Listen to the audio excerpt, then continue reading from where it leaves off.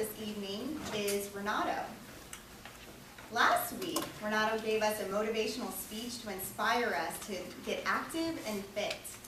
He also suggested we do something we love so that we stick with it.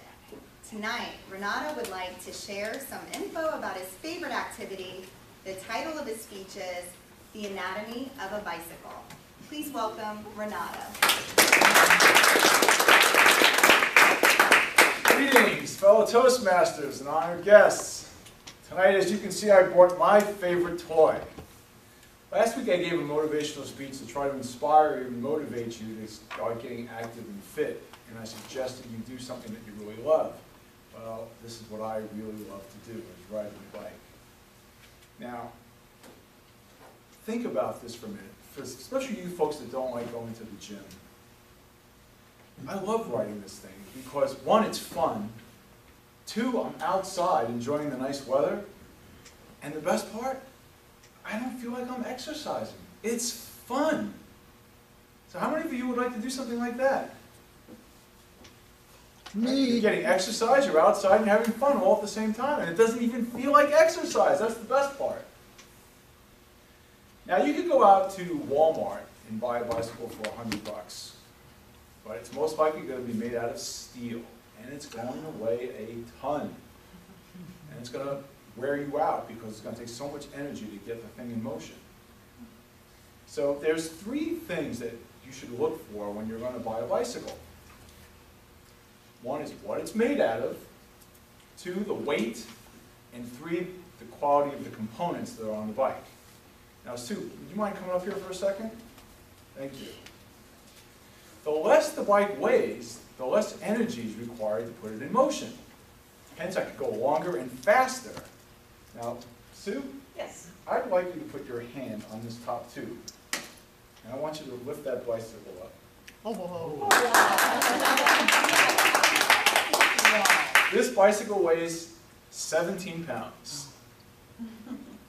It's fun to ride. Now, I'm not done with you, Sue. Come here.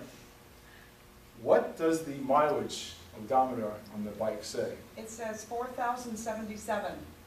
I've got 4,077 miles on this bicycle. Thank you, Sue. I appreciate it. You're very welcome.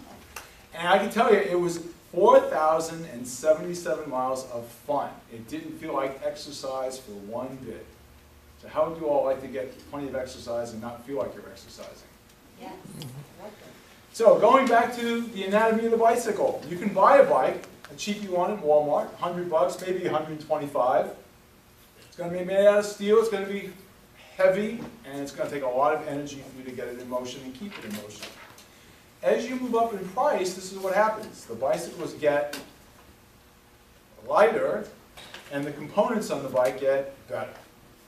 So if you spend, I'd say, anywhere over a couple $100, maybe $300 and up to about $800 to $1,000, the bike is going to be made out of aluminum. And aluminum is a lot lighter than steel, don't you think? Mm-hmm. Absolutely.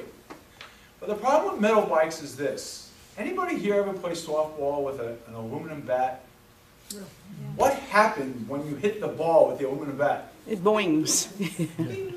It vibrates like mad. Well, metal bicycles do the same thing. Not quite as bad, but they tend to vibrate, and that vibration goes up through the frame into the body. So you feel all the bumps and the cracks and all the road surface. This bike is made out of carbon fiber. It's light. Wow. This bike weighs 17 pounds.